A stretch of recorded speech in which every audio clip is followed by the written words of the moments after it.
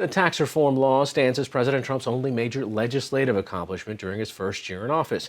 But he has been using executive orders to deliver on campaign promises and enact his political priorities. Mr. Trump signed 55 of them in 2017, making changes to the Affordable Care Act, enhancing border security, sanctioning North Korea, just to name a few. As a candidate, Trump accused President Obama of relying on executive orders, quote, because he couldn't get anybody to agree with him. Now, the White House is bragging about the volume of executive orders with President Trump's signature. For some perspective, I'm joined by Alexis Simendiger, national political correspondent for The Hill. Thanks for joining us. So let's put this in perspective. Is it about the volume of executive orders or the substance of what happens in them? Oh, definitely the substance. But politically speaking, what we're watching is a president who came from the business community, came into the White House, began to realize that legislative action was much slower and more difficult than he imagined. But like his predecessors, he also came in with a whole folder full of executive actions that he wanted to begin with to set the tone for his supporters and those who elected him to know that things were changing after President Obama. And how much of this is kind of the pen portion of this versus the eraser portion? I mean, undoing the Obama administration's executive orders in some cases is policy in and of itself.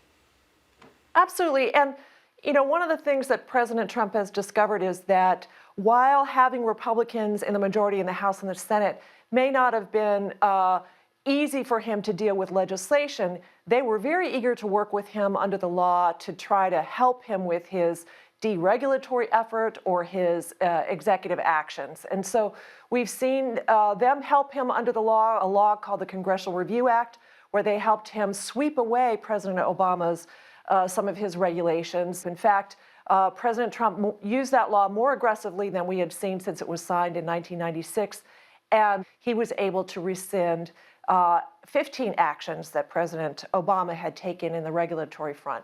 And the substance of what President Trump is trying to do, either through executive action or his deregulatory efforts, have shown results in ways that have really caught the public's attention, whether it's what he's doing at the Environmental Protection Agency, for instance, or whether he's doing something with the national monuments. The American public has noticed that things have changed since President Obama left.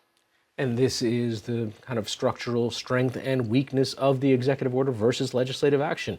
If you use it, it can be undone just as quickly. Indeed, and that's why presidents often talk about their legacy being built legislatively, not through executive action. It's different if you're talking about a wartime president like President Bush, whom I covered. But in President Trump's case, he understands that and in fact, he said he was going to go to school on how President Obama had used executive action so assertively.